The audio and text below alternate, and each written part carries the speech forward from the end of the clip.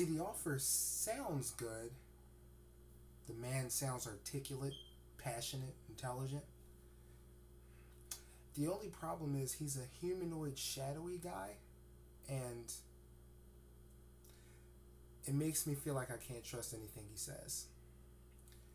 See, Chaos had gotten an offer from a man known as Black Dwarf.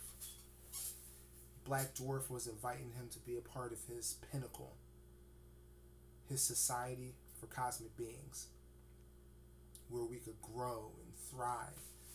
And just at this particular time in my life, it just sounded too good to be true. And the fact that it was coming from a guy who looked like a sentient shadow didn't exactly, bode well for it as well. And I mean, you got to look at it like I was talking about before. I was starting to have a new surrogate family, a man who's quickly becoming one of my closest friends that I have now. Maybe he was my closest friend at that moment. I have a disciple and a new responsibility. I have a woman that I'm sharing some things with, even though it's not a traditional kind of relationship. I'm spending more time training and patrolling.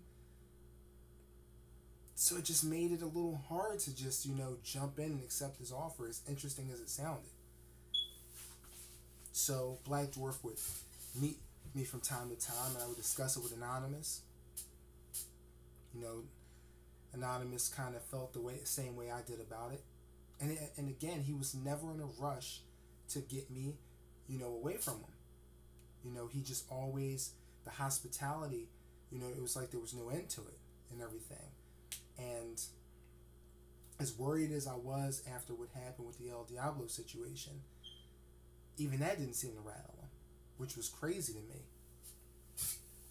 So time passes, we're patrolling back and forth, spending more time together. Ronan, I'm spending more time getting to know Ronan. And before I know it, one time when Anonymous is away, Ronan's father shows up.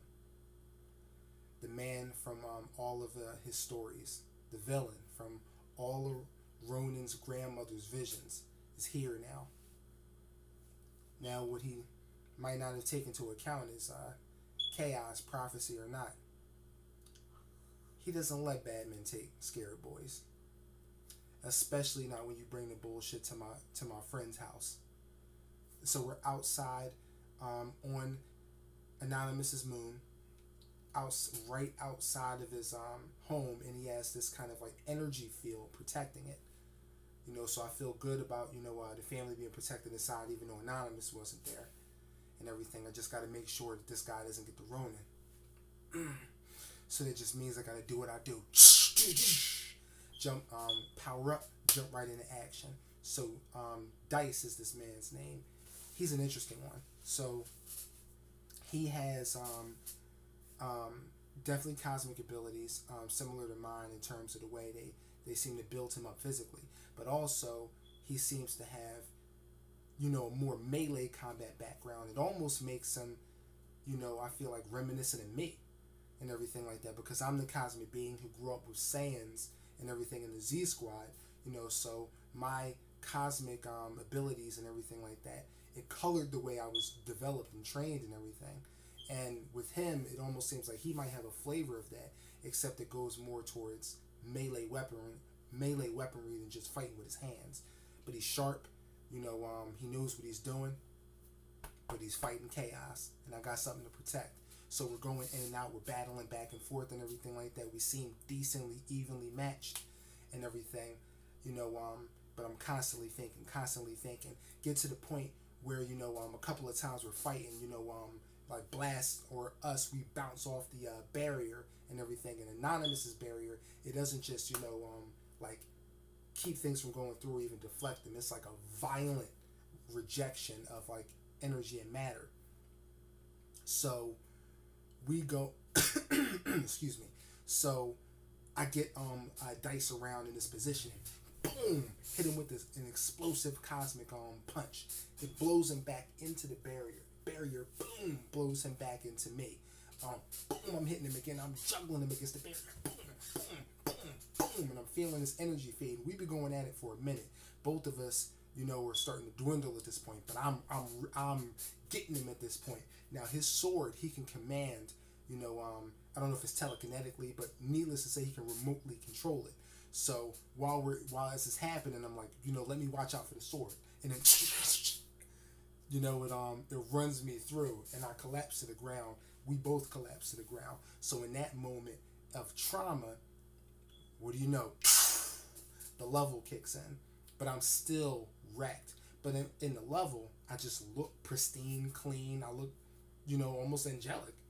So, he's like, staggering up to the ground. I get up, pull his sword out my back, look at it, and throw it to him and everything. And he looks at the sword and he's looking at me and everything. And he's just kind of like, all right, today is not my day. He gets the hell out of there. And then, I collapse. Not long after that, Anonymous shows up and, takes me aside. So, Ronan's safe. I'm messed up, but I'm healing and everything. And Anonymous is, I'm telling him, I'm like, all right. At this point, I might need to, get ready to move on. But even this stuff is not rattling Anonymous. He's just, I'm telling you, man, the hospitality, it knows no end. He's good. So that passes. I heal up, when we're continuing the patrol and everything. And we meet, if I'm not mistaken, his name was Slayer. I think he was some kind of like, I don't know if he was from the afterworld, but it's like he hunted demons or something like that. And but he seemed to be his hero with this, kind of like interesting background and everything like that. And it's like, man, I didn't know, Samsonia rolled like this. And it's starting to make me think. It's like, okay, now I got friends, a surrogate family, disciples, girl I'm starting to feel.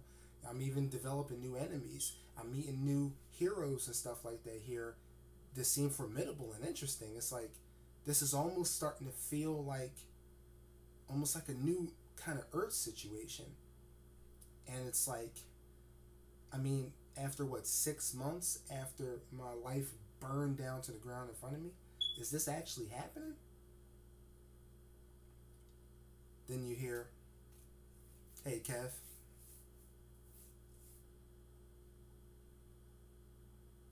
Kaioshin?